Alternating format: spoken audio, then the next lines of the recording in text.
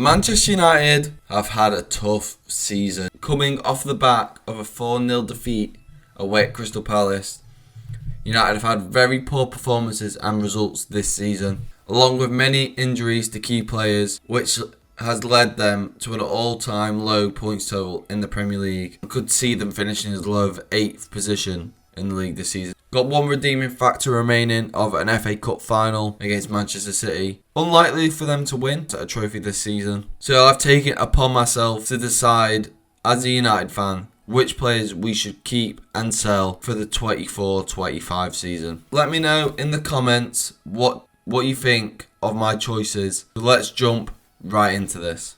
We're going to be starting off position by position. So we're going to start at the goalkeeping position. Onana, I have decided to keep for Manchester United. Now, I know he's made a couple of mistakes this season, especially in the Champions League, but in the Premier League, he has been quite solid for United, especially since he's come back from AFCON. I feel it's very unfair to judge a goalkeeper on his first season. Coming in as Manchester United goalkeeper can't be easy. And obviously, in the Champions League, that showed that the pressure did get to him with the amount of mistakes he was making in that competition. Obviously, he has made one penalty error in the Premier League where he clattered someone against Burnley.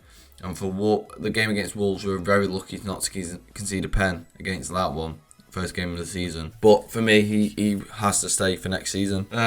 Atal, definitely going to keep him. Only played one game this season, which is quite unfortunate for him against Newport. So I would like to keep him as the backup. He seems like a solid backup option, but maybe he's going to look for some more playing time elsewhere. We've got another keep in Diego Dalot. Now, Dalot definitely he has dropped off in recent weeks, but up until a couple of weeks ago, definitely up there for one of the players of the season for Man United. I know it's not a high bar to set, but Dalot's been very consistent. He's been playing right back, he's been playing left back for us as well. Still reasonably young as well, only 24 probably, I would say, 24 years old. Definitely still a lot to be done with Dalot in the future. Maybe United still bringing a right back this summer, but even as a backup, Dalot would be excellent as versatility for left back and right back. Wan-Bissaka is a sell for me. Now, when we brought Wan-Bissaka in, I thought we're going to get a great right back here for the future, but he just hasn't become that. His attacking output is absolutely dreadful as a right back. Defensively, one of the best in the league, but as a fullback, you need to be balanced, you need to be able to go forward in the modern game, and he just can't do that like other right backs can. He's got 1 year left on his contract, so try and cash in this summer, get a bit of money for him. Starting off with the centre backs, we've got Harry Maguire. I'm going to bench Harry Maguire. Now, a lot of United fans want to sell Harry Maguire, and I was probably in that same category as well at the start of this season. But this season, he's been very consistent for us. He's been our most consistent centre half, and when he has played, he's been a leader. He's been actually really good this season. Mistakes have been minimal for him. You can't remember a time this season really where it's been Maguire's fault for a goal that we conceded. Obviously, the way that we want to play with a high line is not really doable when you've got Maguire in the team. But still, as a backup option, and you can't sell everyone, so I would definitely keep Maguire, but have him as a bench player. Rafael Varane is definitely a sell for me now. Obviously, when we brought Varane in, he was one of the most decorated centre-halves in the world. He's just been riddled by injuries. Injuries have cost Varane a very solid Manchester United career, because when he has played, he's been excellent. But injuries have been an injury. Every couple of weeks, he would just pick up a new injury, and it would just ruin the momentum for him. So it is unfortunate that it hasn't worked out as well as it could have, but he is a sell for me. Victor Lindelof is definitely a sell. Now, he's been here for, I don't even know how long now, about 7 years probably.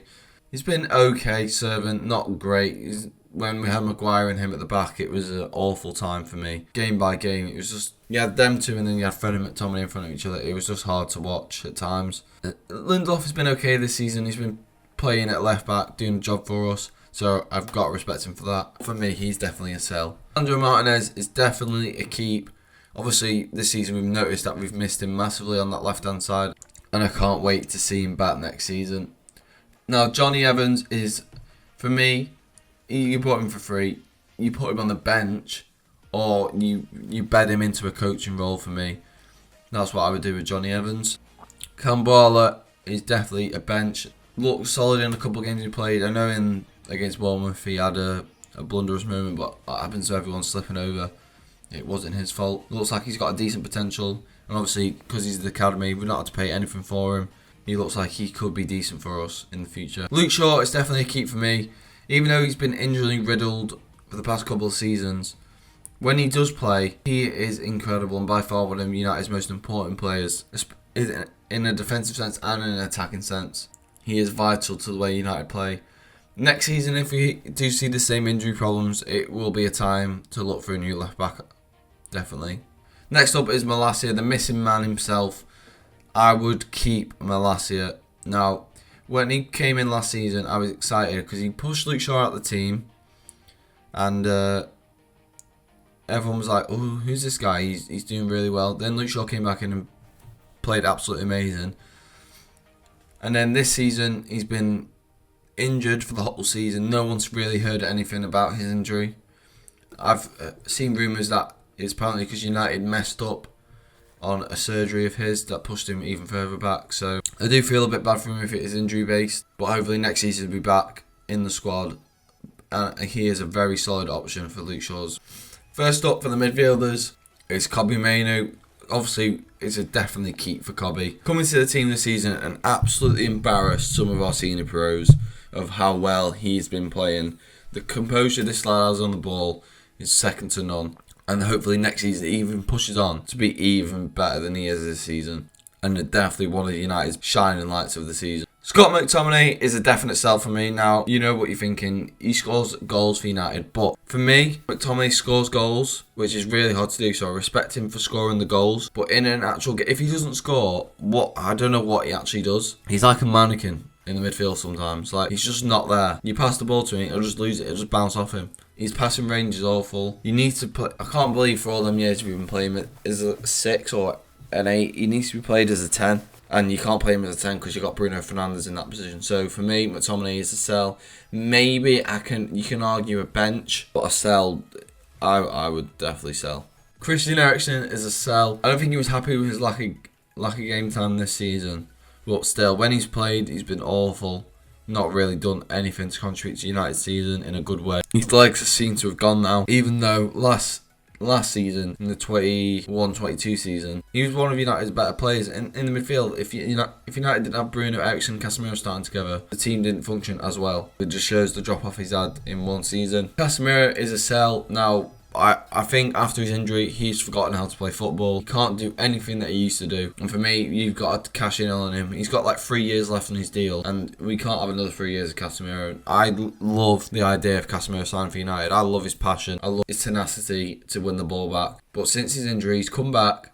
He looks like... I just hope they come out and say he's been playing with an injury for the team, because that is the only acceptable thing for his performances. I know he's been playing centre-half as well, but even in the midfield, he's also, his legs seem to have gone. So hopefully, not hopefully, but if they come out and say he's been playing with an injury for the team, then everyone will respect him a lot more than his performances show, and give him the benefit of the doubt. Bruno Fernandes is a definite keep for Man United. One of our best players, and in recent weeks definitely turned up another level again.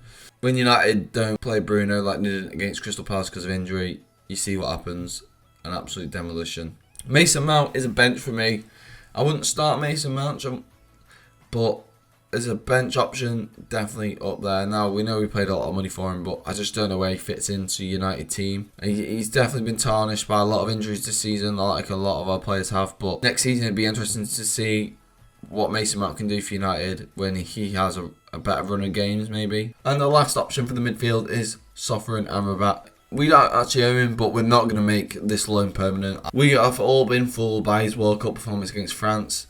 This guy is not to the level at all that United need, which is disappointing because the hype at the start of the season had me having him as a Casemiro level CDM, and he's just not that. Moving on to the forwards then, starting off with Anthony, one of the most controversial figures in the Premier League. We're going to bench Anthony. Now, I feel like with a little bit of pressure on his shot, less pressure on his shoulders, Anthony could actually be a really good squad player. I know we've paid 80 million for him, but that's not his fault. If United bought him earlier in the summer, we would have got him for 50, 45, and it seems like a bit of a better deal.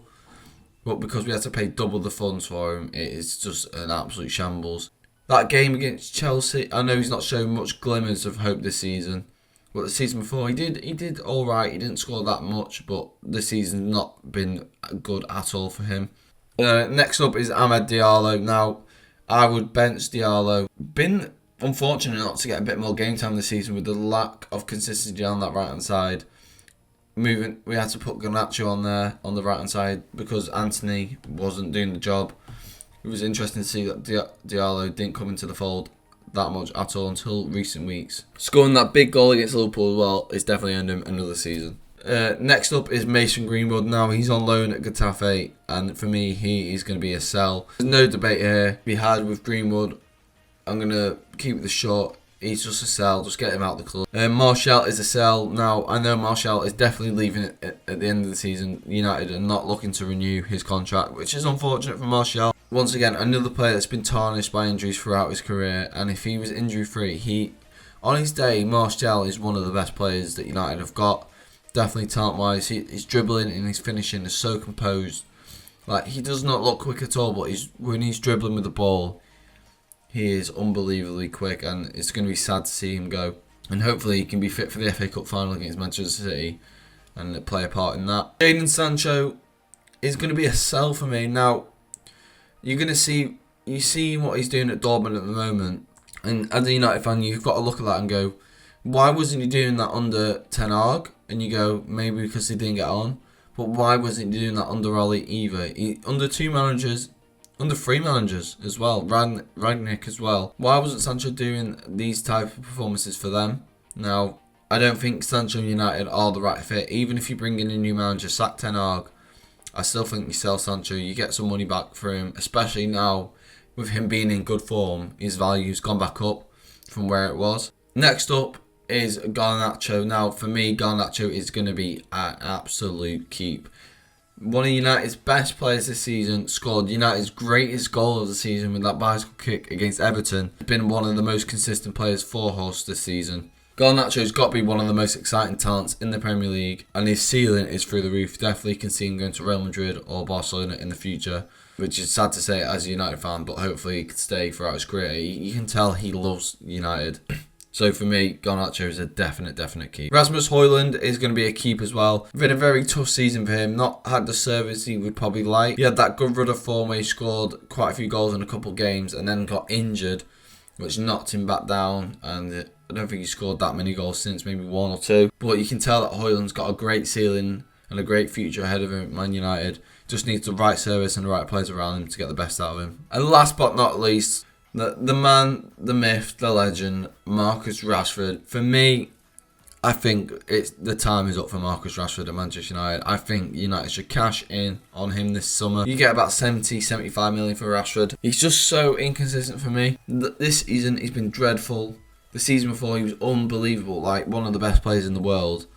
And the season before that, he was awful again. So, with players like that, you don't need them in your club. You need consistency.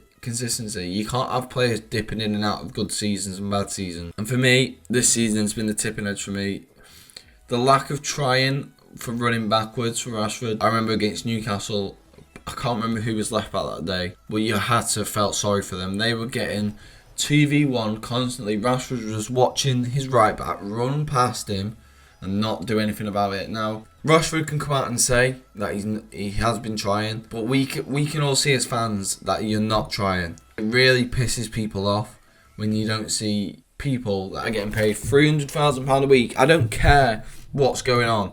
If you're getting picked for Manchester United, you've got to be trying at least. You shouldn't have to ask your players to be trying in the game. It should be mandatory. You should be talking how well they are doing on the ball, not baseline levels of football of running. And Rashford doesn't want to seem to run either forwards or backwards at the moment. And if you want to get the best out of Højlund as well, you can't have Garnacho and Rashford looking to shoot constantly. You're going to have to get a more supplementary player that wants to cross the ball into the box. And I feel like with 75 million pure profit, because it's from the academy, you can invest that really well into the squad. So here's a look then at the final standings of who we want to keep, bench and sell. Let me know in the comments what decisions you would do differently to me, who you agree with, who you don't agree with. Let me know also if you like this style of video. I'm going to be doing definitely more football based content in the future, and I'll catch you in the next one. Peace.